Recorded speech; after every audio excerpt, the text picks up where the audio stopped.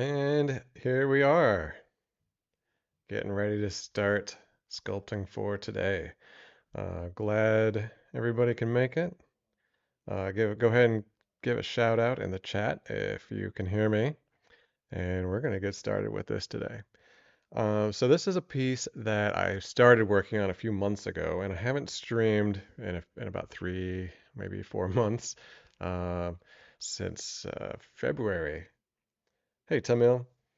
Yeah, so I haven't worked on this since February. I took some time off to go travel in Mexico for a few months, and I was in Montana for 2 weeks, and then I was just in Seattle.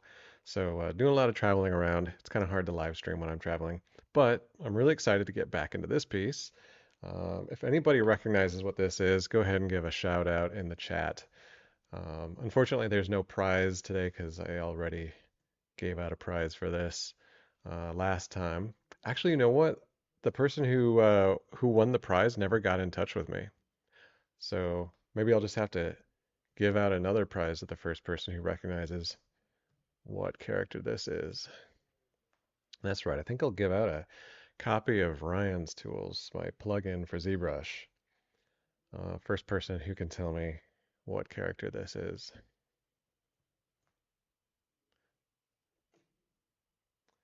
Hoagie from Day of the Tentacle, Neil Whitehall, nailing it. Neil, if you want to send me your email address, I'll send you a free copy of Ryan's Tools. Just typing my email into the chat here.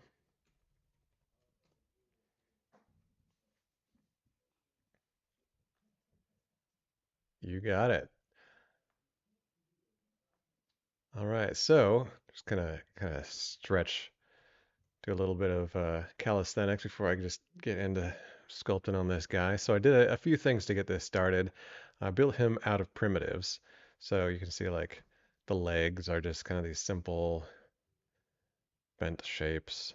You know, his torso is just a sphere. He's got some man boobs.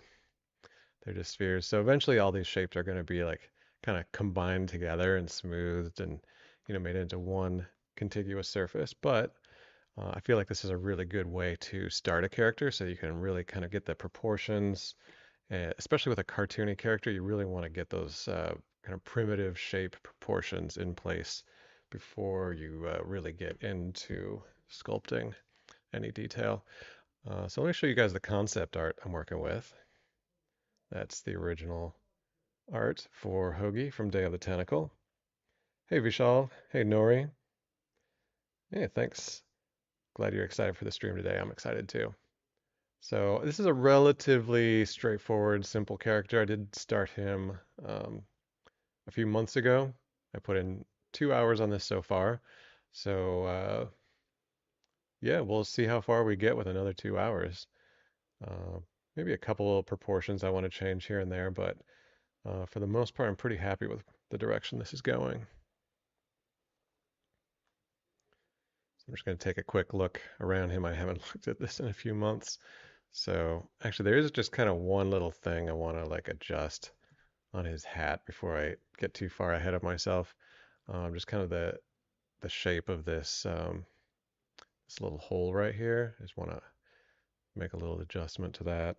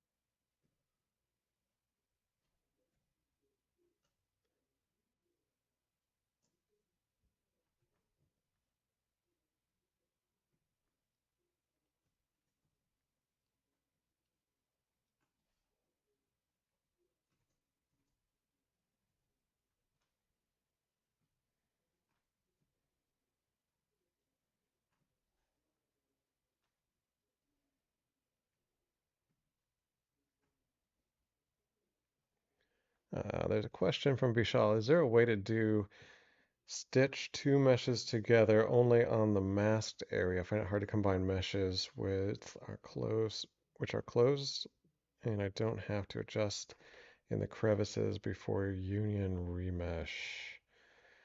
Way to stitch two meshes together only on the masked area. So if I understand correctly, what you're asking about is, let's say you've got two different meshes and you mask the border edge and you want to bridge just between those masked border edges. Is that correct?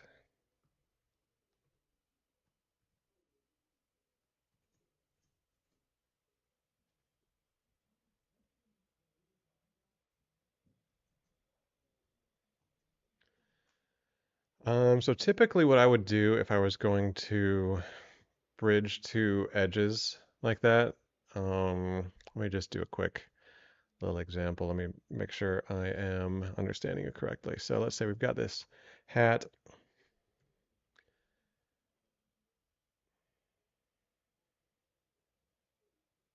Do a quick save here in case something crashes. Okay, so I'm just gonna make a quick little duplicate of the hat. And let's say I want to like connect these two meshes together, but only in a certain part of it. I don't think that just masking them is going to be an effective way to do that. Let me just try that really quick. Let's see. Bridge, two holes. Yeah, see, it actually like does the whole thing, not just uh, regarding the mask. So typically what I would do in this situation is I would just go to bridge, edges, and then just pick two edges you want to bridge.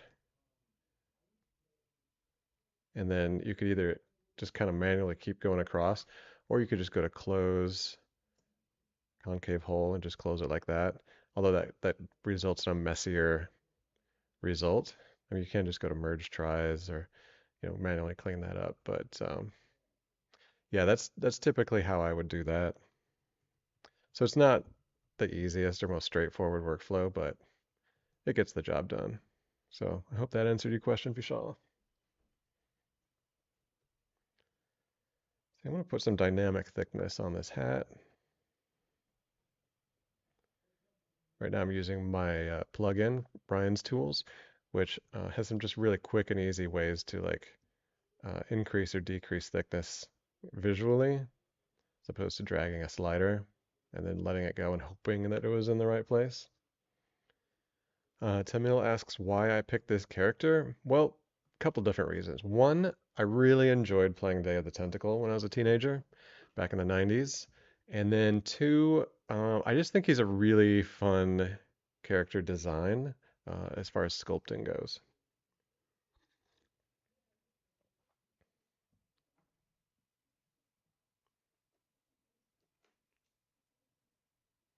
Yeah, Vishal, you could definitely do it that way.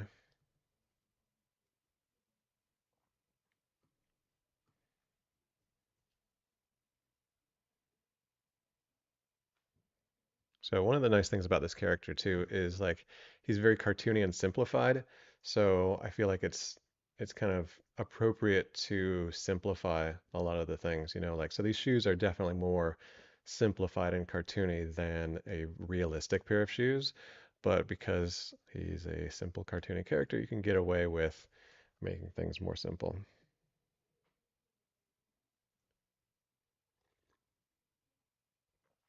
Ryan asks a question. I have a question. My UV is cut into pieces after I import it to Maya from panel looping it to ZBrush.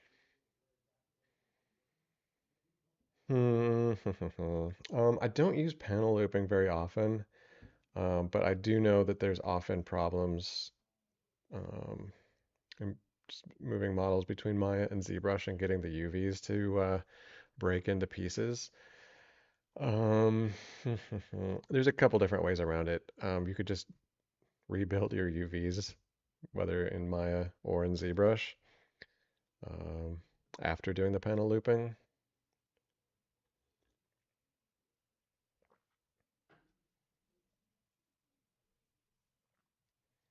Yeah, unfortunately, I can't demonstrate going to Maya because this is supposed to be a ZBrush only demonstration.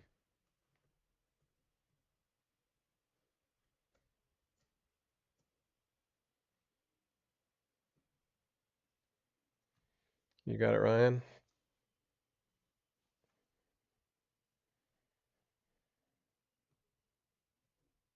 Okay, so something I'm going to do with his man boobs is kind of just adjust the shape a little bit. Kind of get it a little bit more like the reference where they kind of come down a little bit more right here.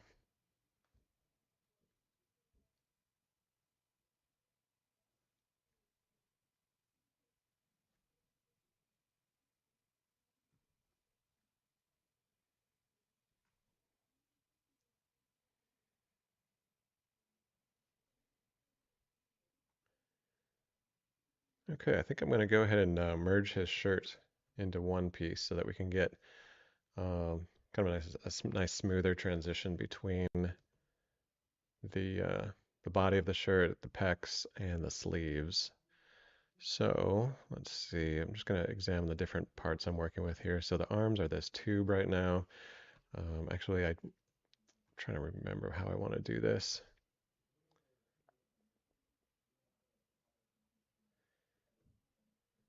Yeah, because right now the sleeve is going into the body a little bit, which won't be too bad. Actually, what I can do, okay, I'm just going to close that hole too.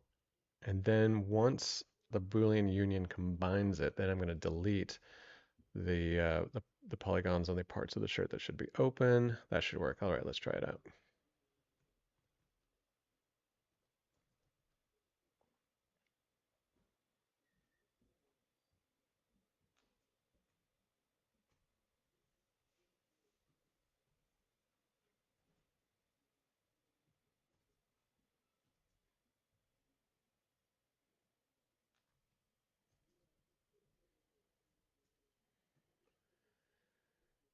Okay, so I've got my shirt in a folder, and so I should just be able to do Boolean with dynamic subdivision on, and we get this result. You can see that these different pieces have been fused together. So what I'm going to do now is just delete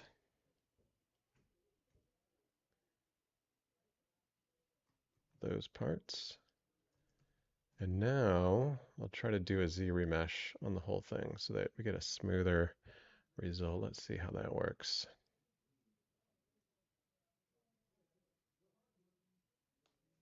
Make sure symmetry is turned on. And let's see, we'll set it to keep groups, and let's just run a quick test and see what this does. All right, not too bad. A couple little weird things to clean up, but it looks decent. Uh, Pooching Ball asked the question about posing. If you have a finished character with tons of small details, cloth stitches, and so on, made in A or T pose, how would you approach posing? I think Transpose Master destroys many of those small details, and it's like re-sculpting again. Um, so there is the Reallusion Character Creator plugin, which I believe is free. Um, that's one thing you might look into. It has like a GoZ plugin that sends your model to this external program that rigs it. It has an auto rig. Um, and it's a lot of people seem to be getting pretty good results from that. Transpose Master usually works for me, and it usually doesn't destroy too many details for me unless I really push the pose like kind of extreme. But if you're pushing a pose extreme, then kind of any rig or any way of posing that you're going to do is going to make it so that you kind of have to re-sculpt some details. So yeah, there's kind of no real easy way out of that. You just want to make sure that you have you're working on like a model with subdivision levels, so you're posing those lower subdivision levels. Um, what new features of 2024 do I use often? I remember the most recent update. I remember feeling like, nothing really in this update is like something I'm going to use. Maybe there's something I can't really remember. I should probably go look at the at what has been updated recently. I feel like so many times that there's an update, I'm kind of like, well, that's kind of cool, but I already have a way of doing it that I'm happy with. Nori asks, do you like ZBrush retopology tools? Any tips for it? Yes, there's a couple tips for it. The retopology tools are good for quick and dirty stuff, but I generally don't rely on it for stuff that really needs to be retopologized in a very precise or um, in a way that needs to be animated, like up close. Maybe like a background character is fine, or something that's going to 3D printing is fine. But as you can see, like the ZRemesh result that I got is kind of wonky, especially like right here in the middle. Um, it's not bad. It's just like it needs some cleanup. Is really the thing with ZRemesher. If you want to do anything like really nice with it. One thing I will suggest is that often I get a better result if I ZRemesh twice. So like I'll get a result and then I'll just ZRemesh one more time. And it's kind of a crapshoot whether it actually gives you a better result or not, but sometimes it does. Um, but I think I'm going to work with this result that I got here.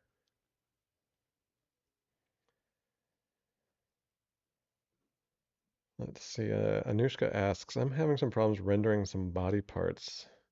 That's a pretty vague question. If you have like a kind of a more specific description of your problem, I might be able to help out.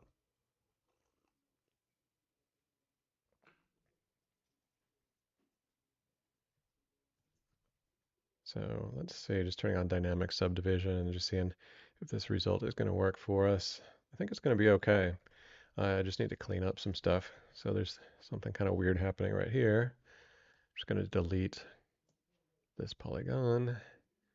And let's see, I think I can delete this edge.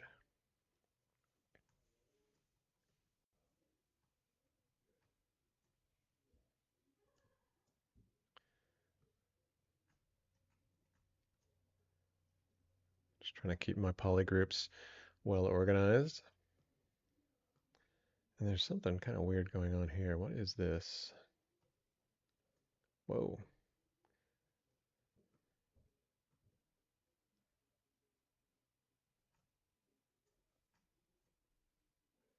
That is weird. Try to isolate this and get rid of it.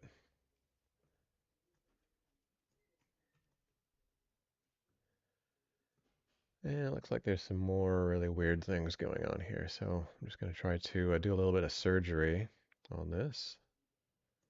Kind of smooth it out, open that up a little bit. It's not too bad. And we'll just delete that edge.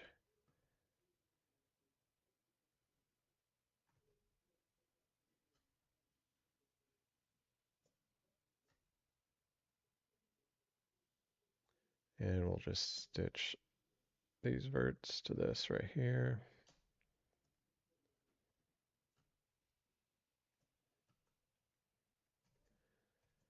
All right, it's not like the absolute cleanest result, but pretty decent.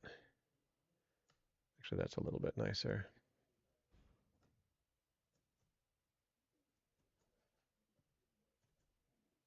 Actually, that's pretty good. I'm just going to clean up a little bit right here because I don't quite like having a six-pointed star right in the middle.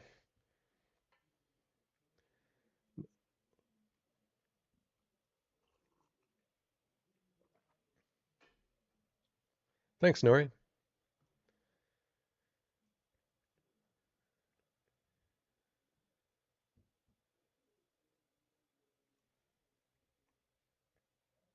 I'm going to try to slice the mesh here.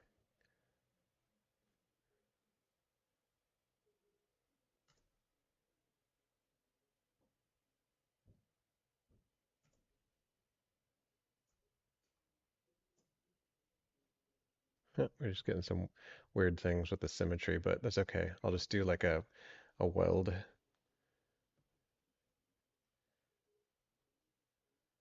And oh, we've still got a 6-point star in the middle here.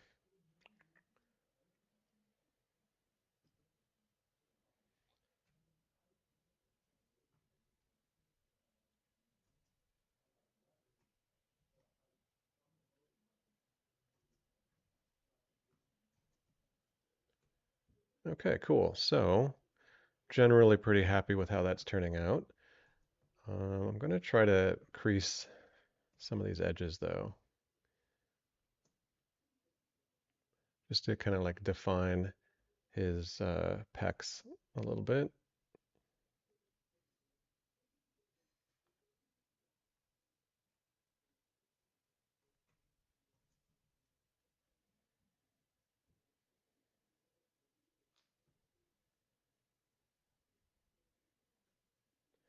And let's see, let's subdivide it a little bit more and let's make the crease a little less sharp. So with Ryan's tools, I've got these quick buttons that like do a weld, like mirroring the model over for adjusting the creasing, like tighter or looser. So it's really cool. It's really worth checking out. I'm going to put a link here to my plugin in the chat.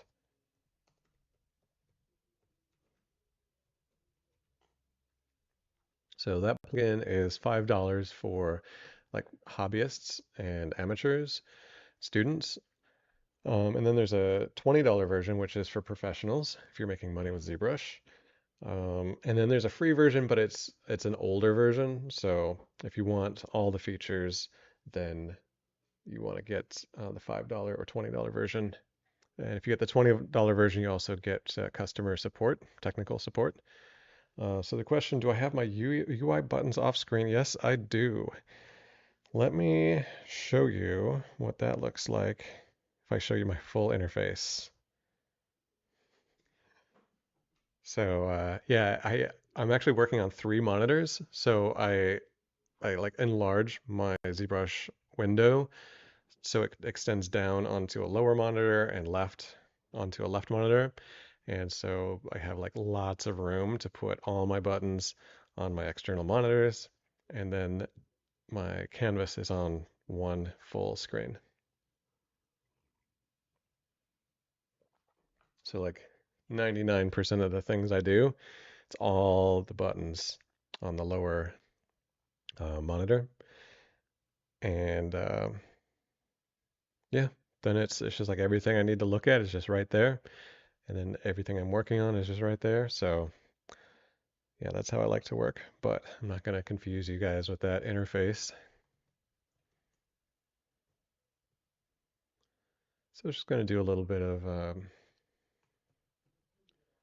clean up sculpting here.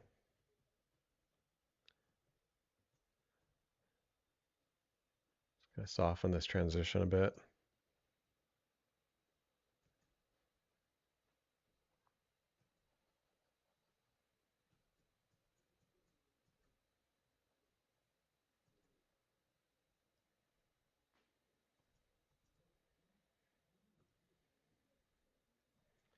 Of course, this part is going to be hidden by his hair, but it's always worthwhile to just make things look nice anyway, even if they're going to be hidden. Yeah, I know, right, Vishmal? It's a pretty crazy interface. Anushka asked, have you ever tried traditional art like painting, etc., and digital art? I know this question is out of context, but would love to know. Oh yeah, no, it's totally relevant. I have tried traditional art.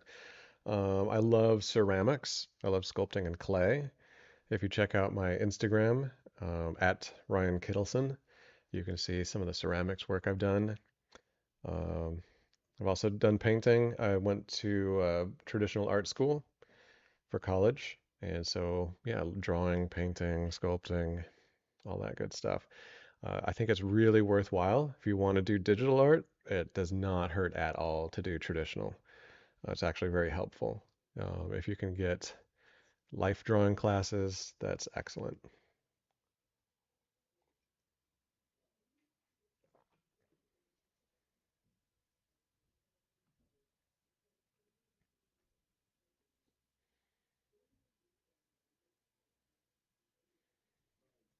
Okay, cool. So that shirt is pretty much done. There might be a little bit of tweaking I end up having to do to it. I might kind of do something about that armpit, kind of tuck it in a little bit, maybe. Slightly awkward the way that is. Actually, let me see if I can just do a little bit to make that slightly nicer.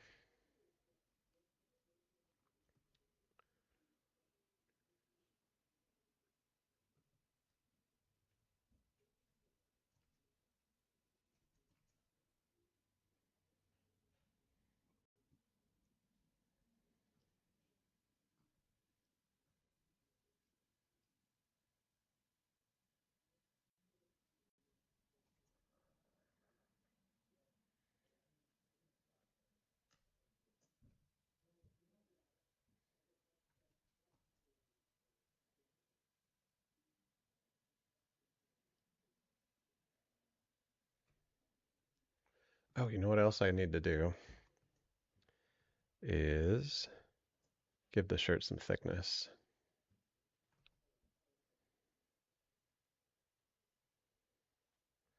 So let's go to dynamic thickness and we'll just kind of dial that in.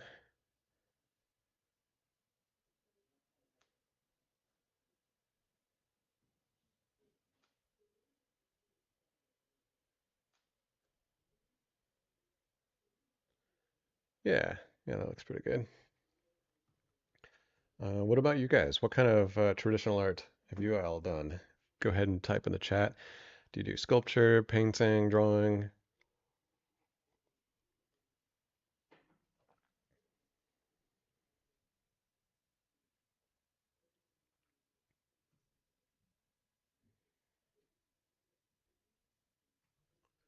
gonna save this real quick.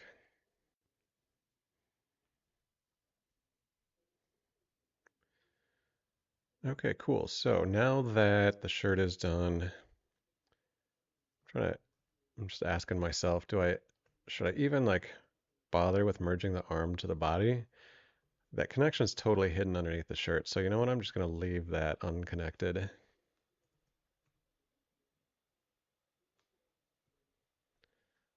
But we should definitely connect the pants.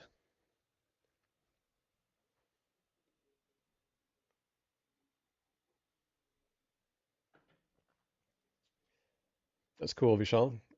Yeah, I also do mostly digital, but I've been getting into ceramics more lately. I always loved ceramics back when I was in school, and then I just stopped doing it for a long time, and it's been really good to get back into it. So I'm just checking out his pants, and there's actually something I need to add to it. Right where he's putting his hand in the pocket, I feel like I need to add another little primitive that kind of creates the shape of like something, the pocket like wrapping around his hand. So I'm just going to go ahead and throw that in before I merge up the pants. So I'm using Ryan's tools to insert a primitive.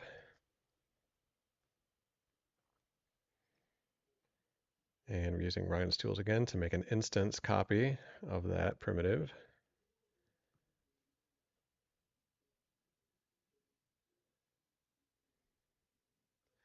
And actually there's something else I probably should do to his arm before I get too far into this. I think his arm kind of bends from the elbow, kind of angles forwards a little bit. Right now I kind of have his elbow coming straight out to the side, and I feel like his elbow needs to bend his arm so that his hand is going, kind of more forward into his pocket. So before I put a pocket in there, let me just adjust his hand or his arm.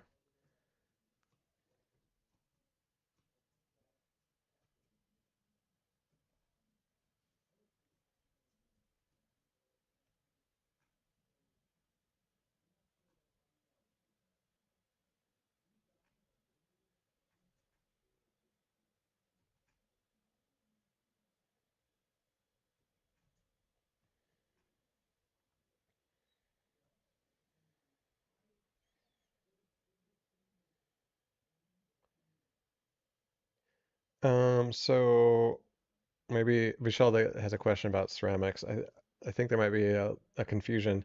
Ceramics is the traditional art of clay, and what I'm doing is working with symmetry, which is totally separate. Although you can do symmetry in ceramics, but it's more manual. You have to kind of manually do work on both sides to make it symmetrical.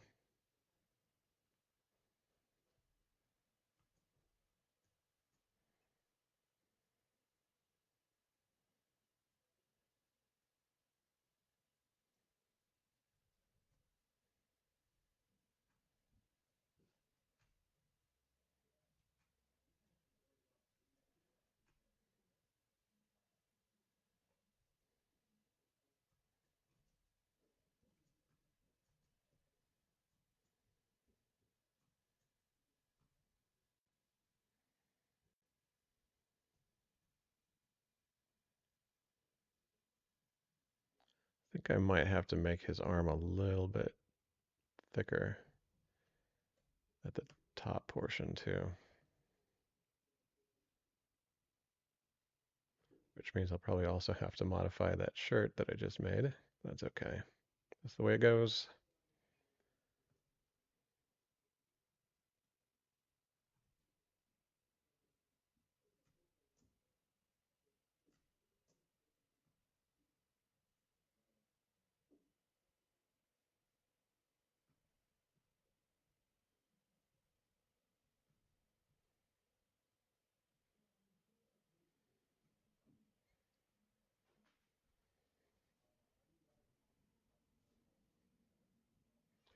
Oh, right. Yeah.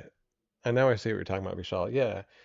So if you're doing ceramics on the wheel, if you're throwing a pot on the wheel, then yeah, you're going to get an object that's radially symmetrical, and which you can do in ZBrush too.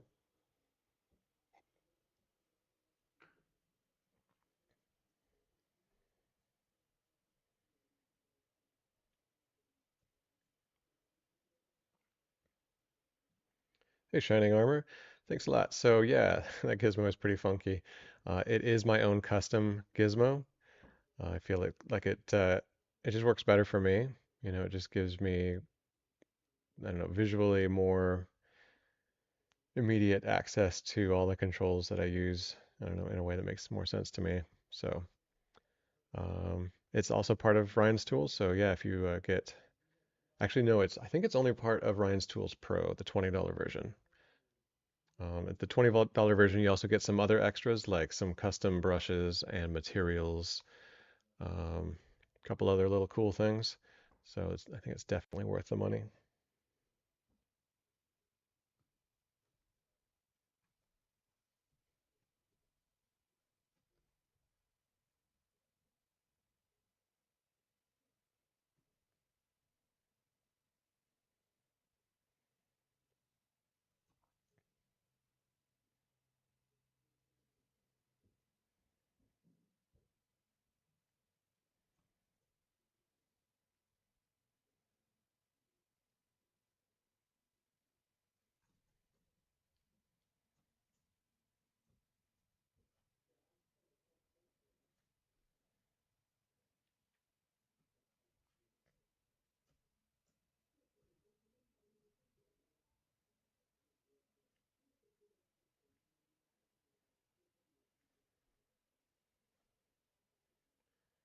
Okay, I kind of like where that arm is going now. So now we can put in his pocket.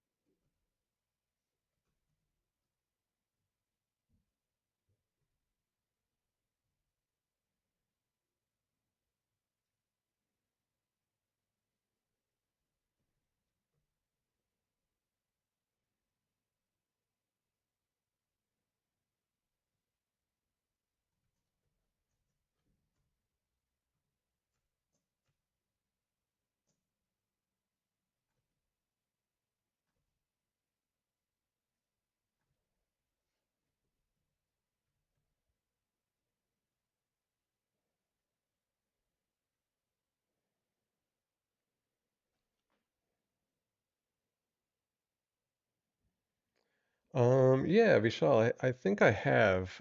Um, Actually, I've made entire models using just Sculptress, the original one, before it got bought by ZBrush.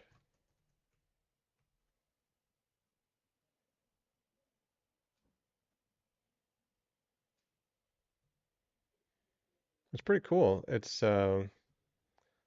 feel like it's a really good way to work that kind of helps you get into a more traditional sculpting mindset in some ways, for sure.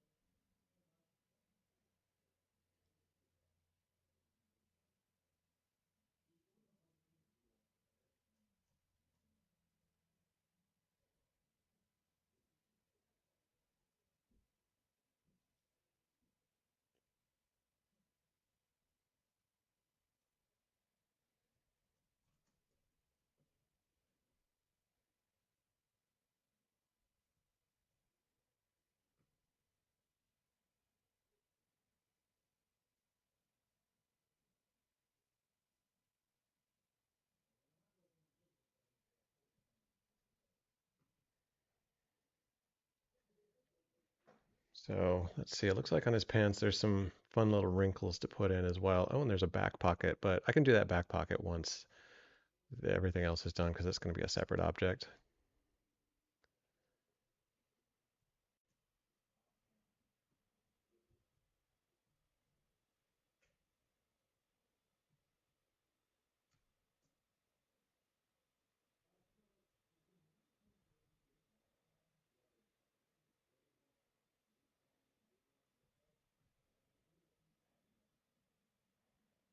Just adjusting some of these proportions. Um, Let me put the background color as white, just because the original art is also on white. And one thing I think is pretty cool about this character design is how the negative space between his legs almost forms a nice little circle.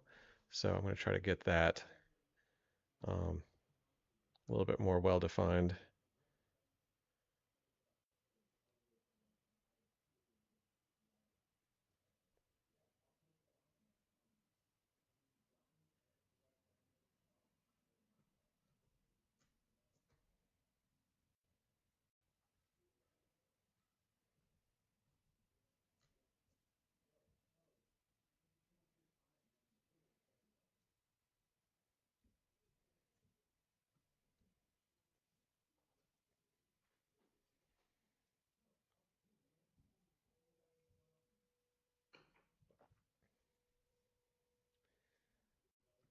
So lately, one of the main creative projects I've been doing is actually doing some remodeling in my basement.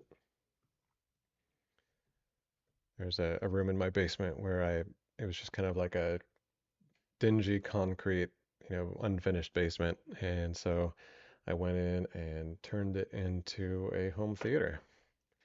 So that was fun and creative.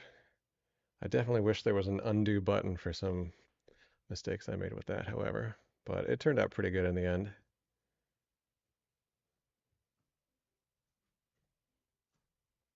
Anybody do home remodeling?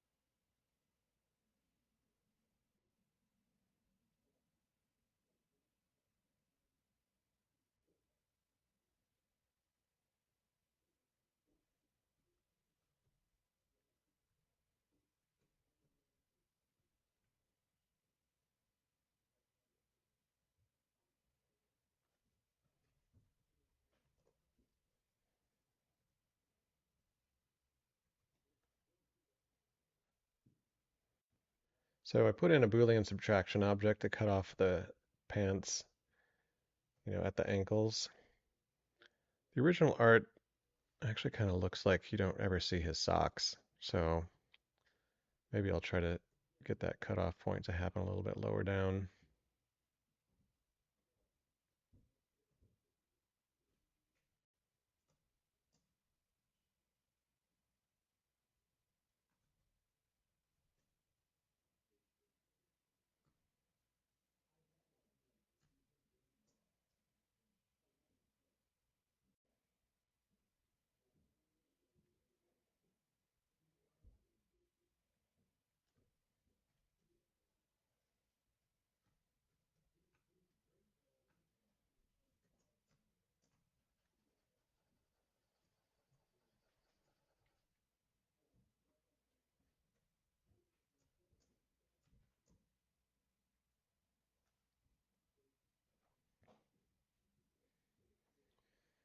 Practical uses for the focal shift deform with Gizmo, multiple subtools.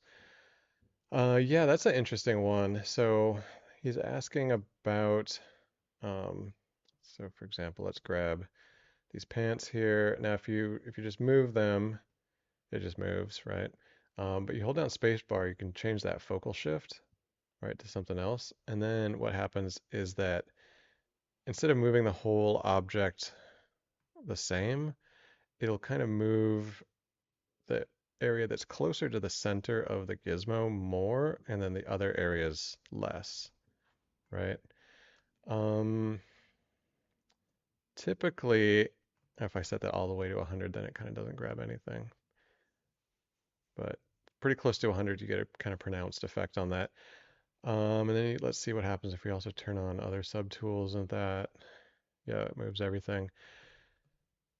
Um, yeah, it's kind of like, yeah, it's definitely kind of useful. You can kind of like pull multiple objects together, you know. So let's say, um, oh, actually, like yeah, when I move that arm, for example, like if I wanted to move that arm with the shirt in a kind of like a soft way, bring that draw size down. Let's see what happens.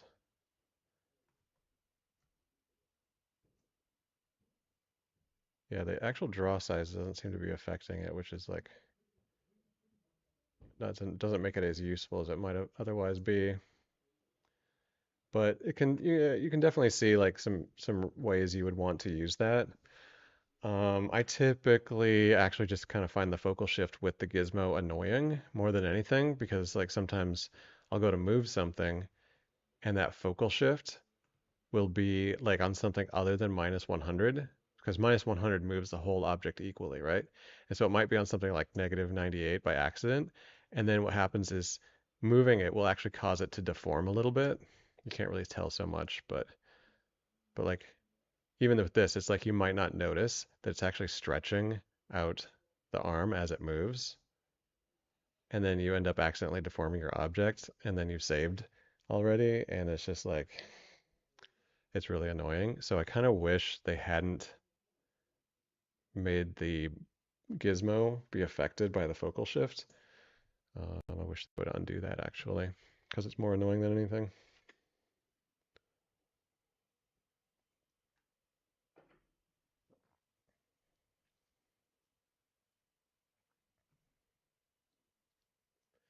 Okay, I think I'm ready to fuse these pants together.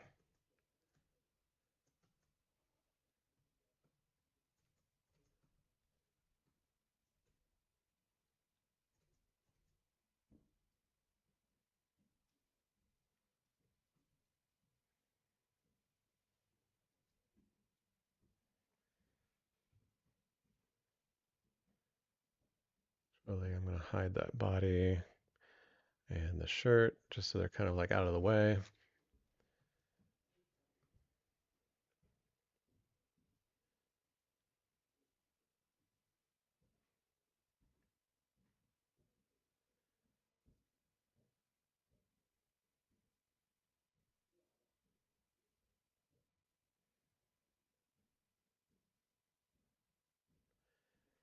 And I'm kind of debating with myself, like,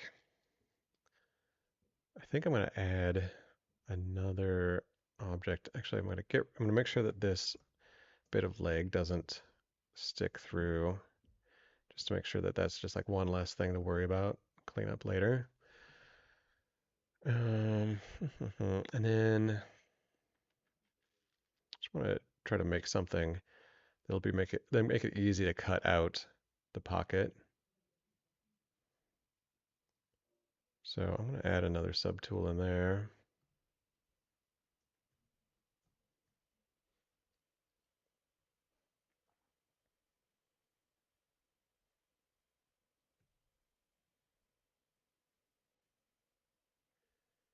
So that when this booleans, there's going to be a really easy thing to delete to make sure that that space gets hollow.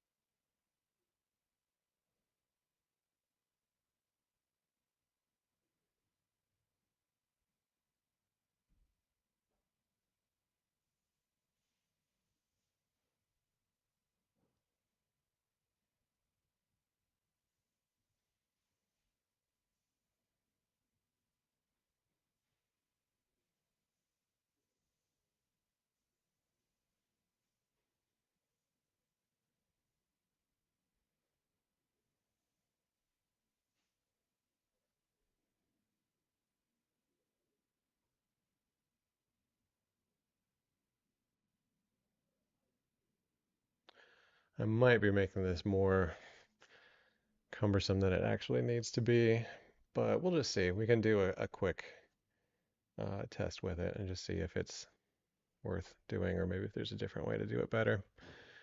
All right, so I'm going to go ahead and Boolean that result. Okay, I just want to delete some of these parts that I don't need.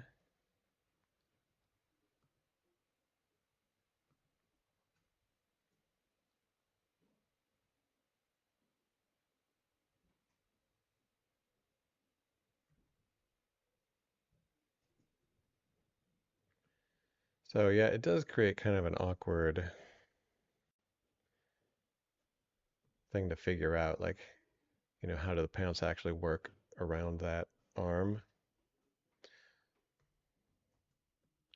I am going to end up Z-remeshing it, so that might help with some of it, but it's still kind of weird.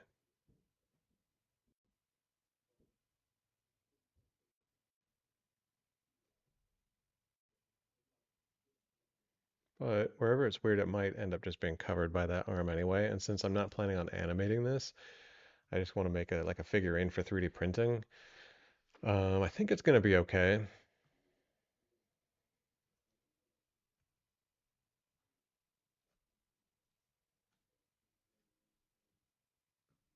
Oh, wow, that's weird. What happened over there? Well, I'm actually not too worried about it because I can just do a quick weld and flip that on its axis.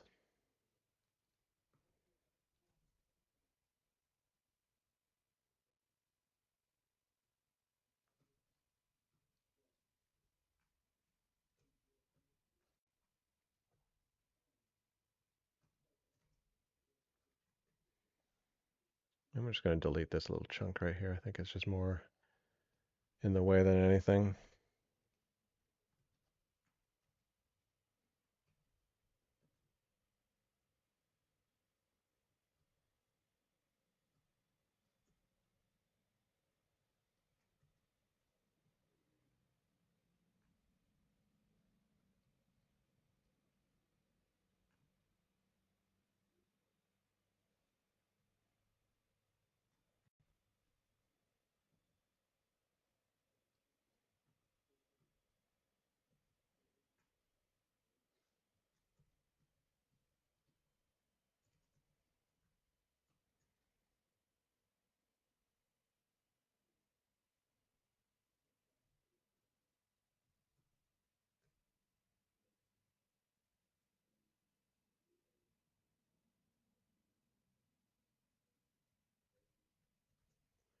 And I should probably find a way to connect this little gap right here. That's going to be awkward.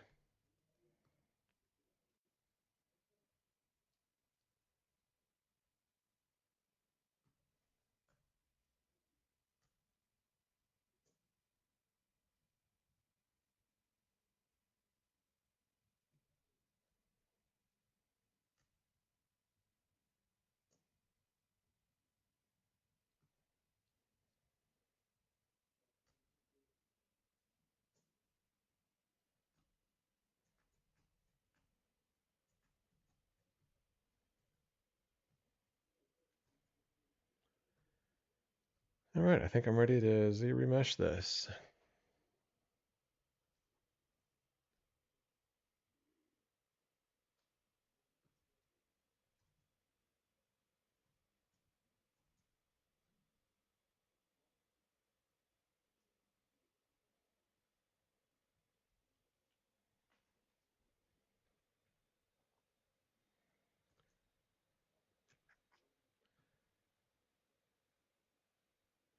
Kind of okay. It gets a little weird.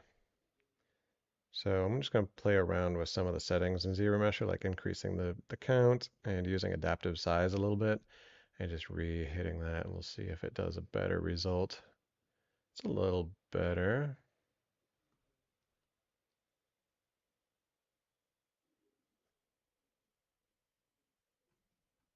Oh, did I not have, oh, I didn't have symmetry turned on when I did that. Let me try that again.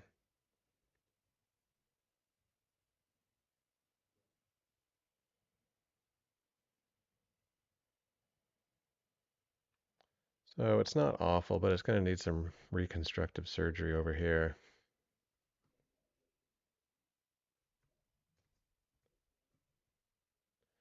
But I think generally that's going to work. For really the big thing I want to consider is like if the creases and folds and wrinkles in the pants are going in the same direction as my edge flow, which they kind of are and they kind of aren't. I think I'm going to intentionally cut some edge loops in this so that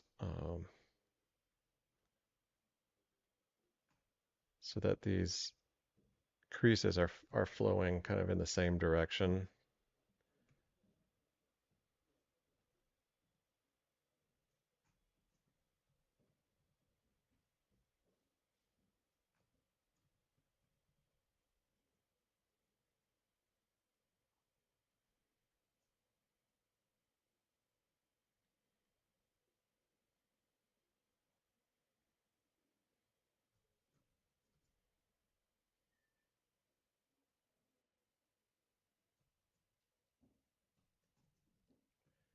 All right, now hopefully my new edge loops are going to kind of follow those polygroups that I cut.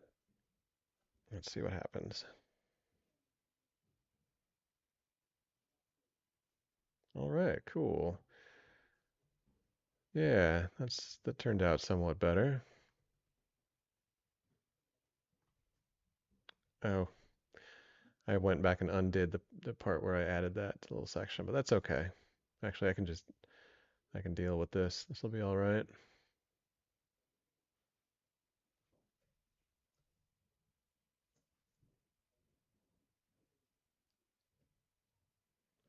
Just gonna have to do some reconstructive surgery, but that's what that's what happens sometimes.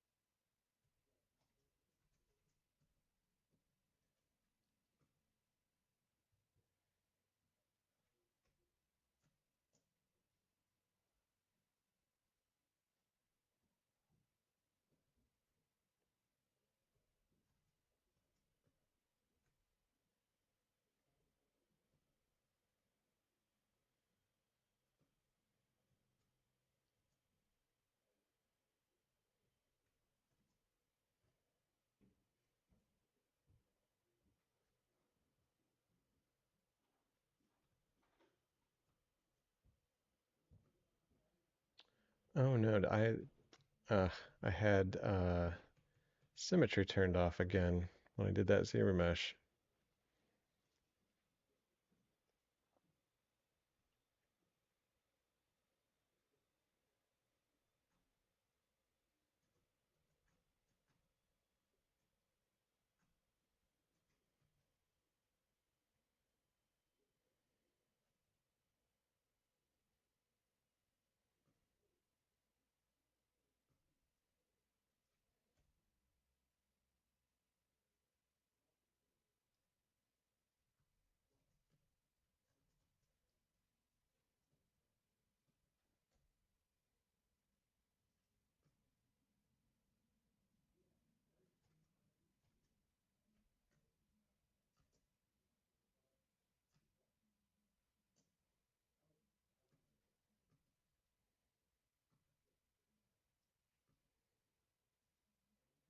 Yeah, that's a little weird thing that happened there.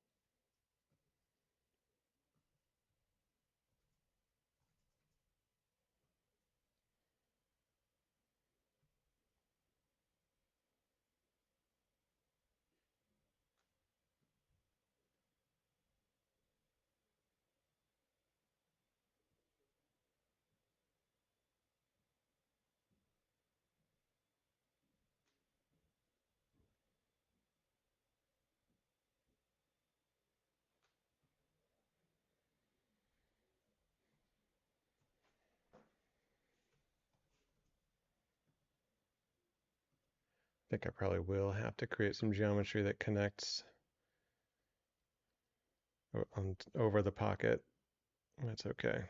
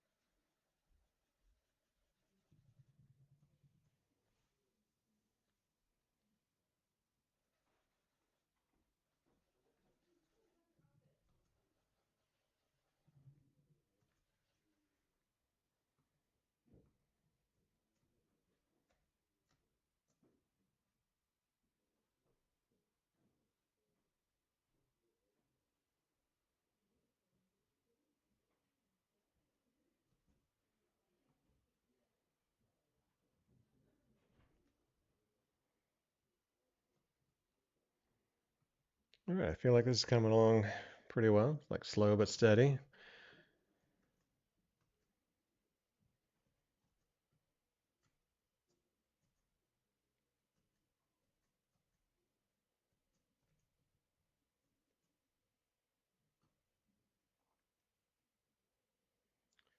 All right, I think those pants are going to get some wrinkles eventually, but let me see. Maybe I want to move on to another part. Yeah, there's some interesting little anatomical things. It looks like there's a little hint of a belly button and some underwear and a little hint of a butt crack too. So I'm gonna go ahead and put those things in.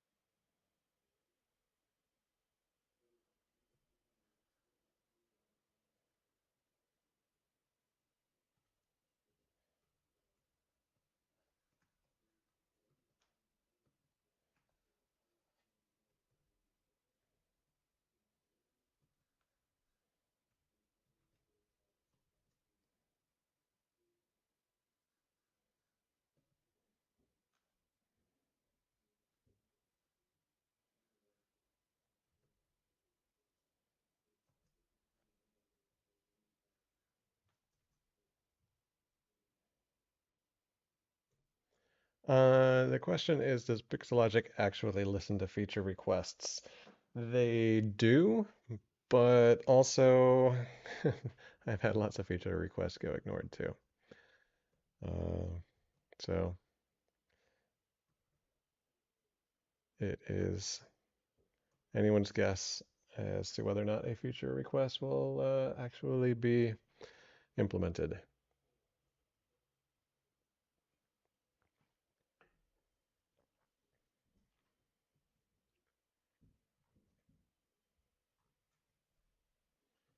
I've had feature requests be denied because they say that it's like too complicated to program, like that it's, it would require digging too deep into the code. Um, and then I just went ahead and like made it myself and put it in my plugin. Um, so sometimes I wonder how accurate that is.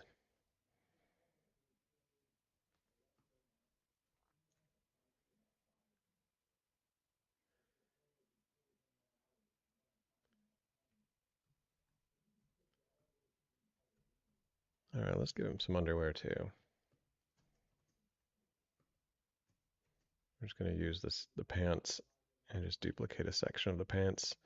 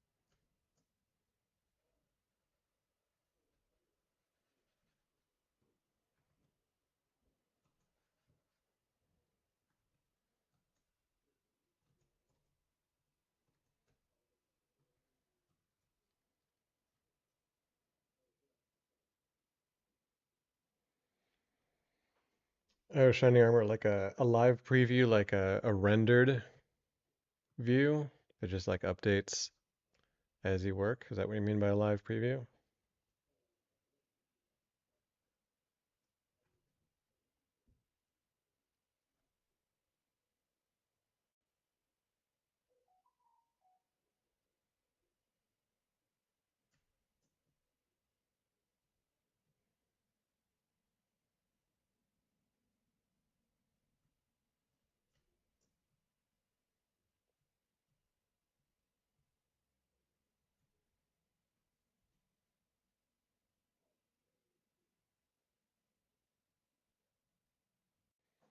Oh, so just like two different cameras, so you can be like zoomed in on one camera and working on it, and then there's another camera that zoomed out. That would be cool too. Yeah, I really wish they would add like breakaway panels so you could like have a, pull out a panel and make it a render camera that's locked down, and then it's always rendering live while you're working in your main viewport.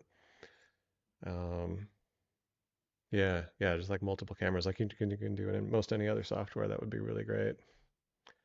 And then I would just love to be able to tear off, like make my own menus, which I can do, but I'd love to be able to tear them off and like make them different sizes and position them, all across my monitors. That would be really nice too.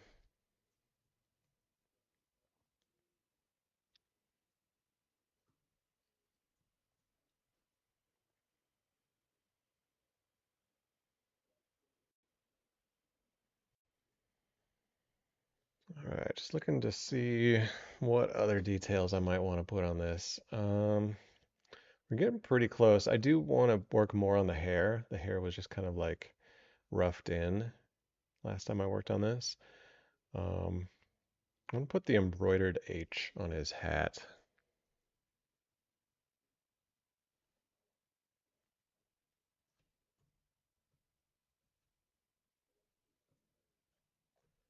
And actually, I think his hat needs to be wider too.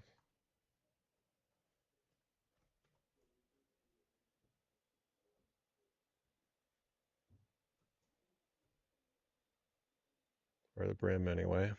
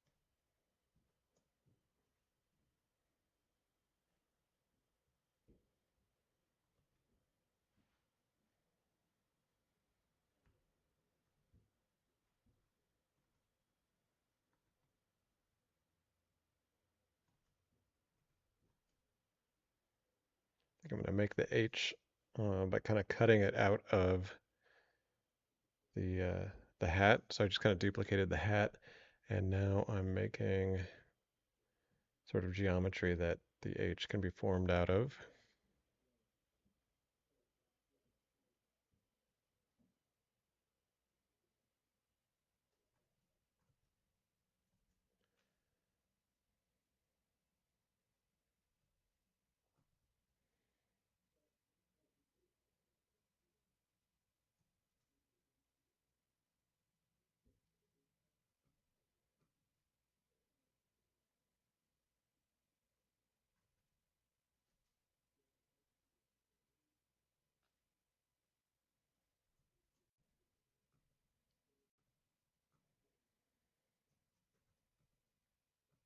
Oh, I know why my symmetry isn't lining up. I was like so confused.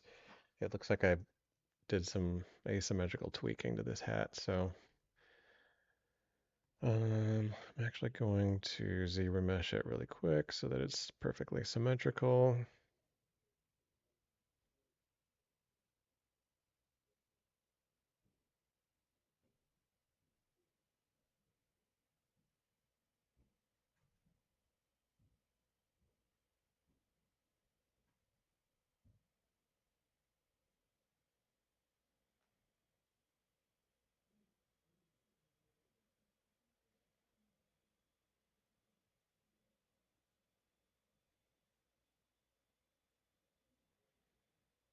Cool, I think that'll work.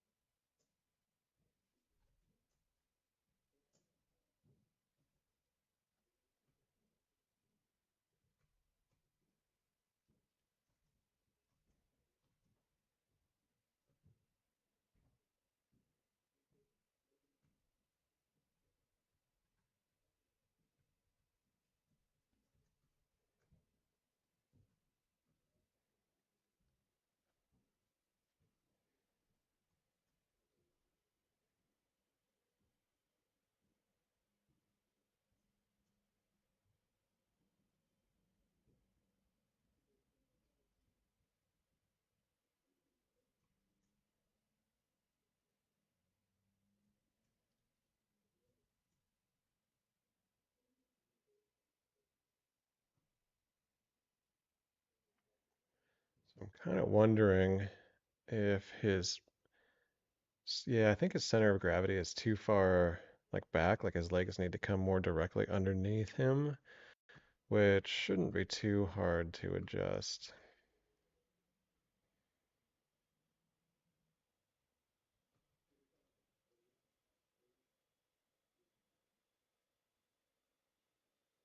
Maybe it will. I don't know. We'll see.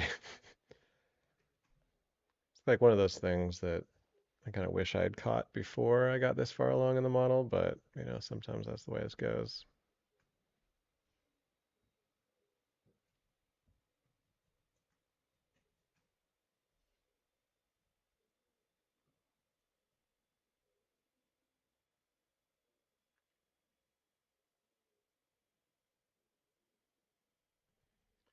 Shouldn't be too bad. Just a little bit of like touch up tweaking.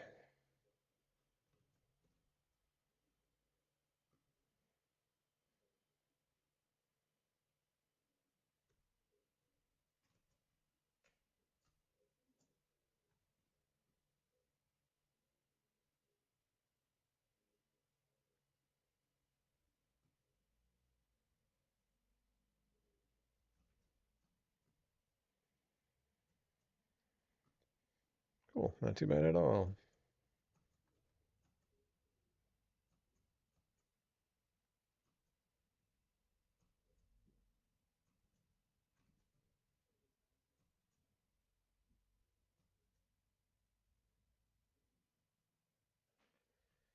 All right. Alright, Shining Armor asks, if you're 3D printing, will it matter if you place him near the front of the plate he'll be standing on, or is he going to be standing by himself?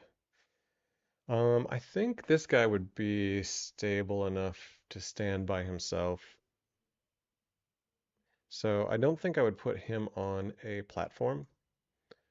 Um, but yeah, there's this software called Mesh Mixer, which calculates like the center of gravity. So if I were to export this for 3D printing, I would bring it in really quick into Mesh Mixer, and it can just kind of tell like where the center of gravity is. I would just make sure that that is um, somewhere, you know, in this sort of bounding box of the feet to know that it would be able to stand without falling. But it looks pretty good now. I would say that center of gravity is going to be falling just right about here, which isn't the most stable, but I think it'll be all right. Ideally it would be like right in the center of the feet. But it would be cool to make this guy without a platform, so if it really became an issue, I could scoot those feet back even further if I had to.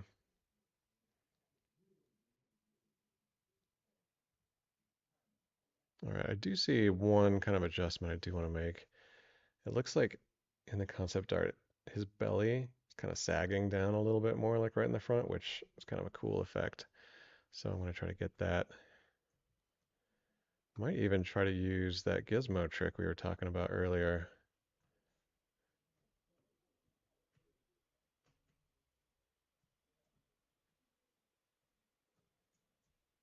Or use the focal shift.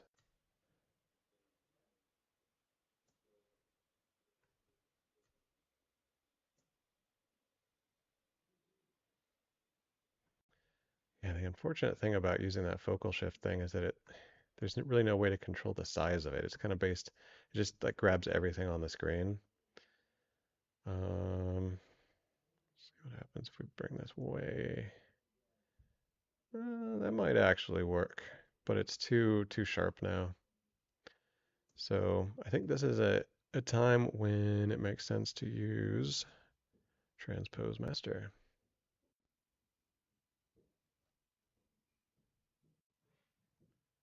So in case you don't know how transpose master works, this is putting all of the subtools into one subtool that we can then grab. Make sure I'm got my symmetry in the center of the world and not just the model. Yeah, I just want to sag that belly down a little bit.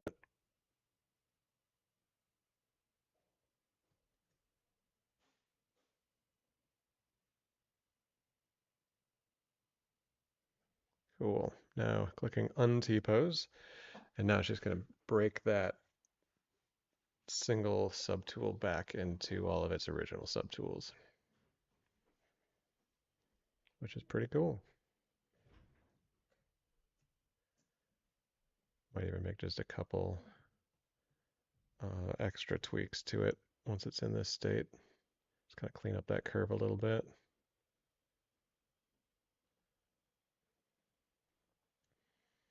Oh yeah, also it looks like a little bit more belly is showing in the front than on the side, so I want to try to make that adjustment too.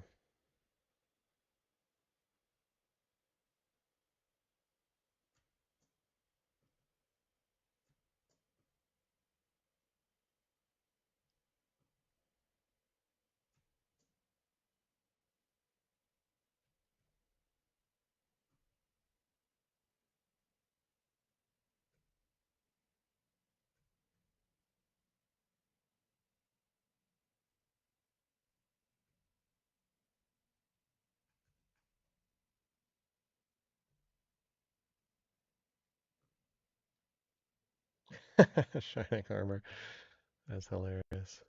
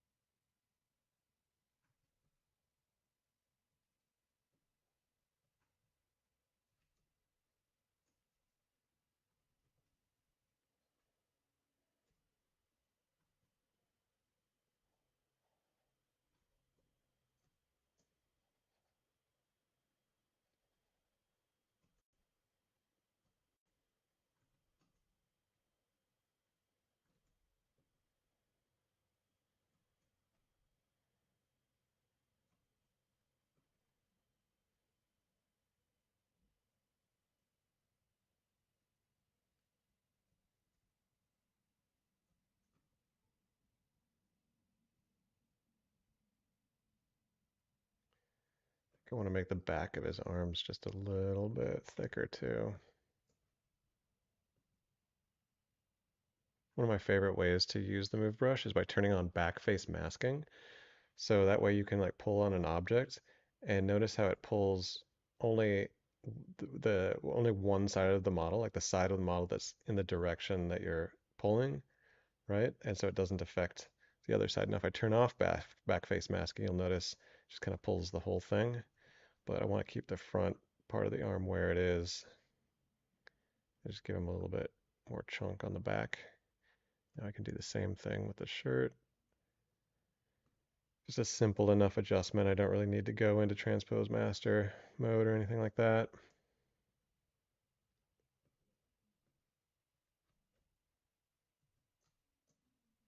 I just move some of that hair to fit. Cool. Yeah, I think that's good adjustment.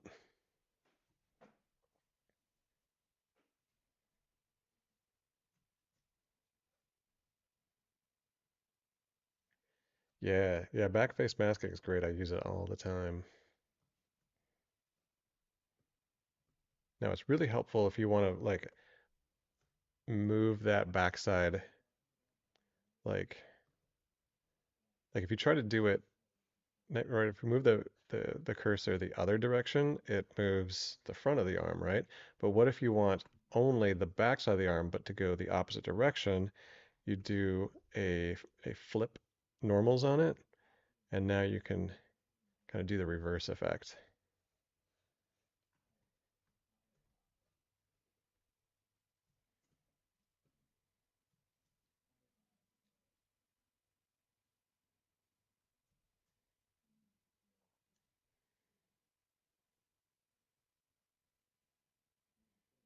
All right, so this guy's coming along. Um, I'm running out of time though for today, so next time I'm gonna finish this guy up, and it's gonna be a little bit of the detail, like the wrinkles in the pants, the design on the shirt. I think it'd be cool to make the design on the shirt actually pixel art, and then just refine the hair, refine the face a little bit, kind of get more refined detail into the face, make it a little sharper. And then that'll be it on this character. Then he'll be ready to prep for 3D printing. So let me just look at my calendar really quick and see when my next date is. Yes, the next date for the live stream is June 26th. And I believe that is, yep, at 10 a.m. Pacific time. June 26th is when I'm going to finish this up. So I hope to see you all there. And I'm excited to finish this up. And yeah, until next time. So thanks a lot for joining, everybody.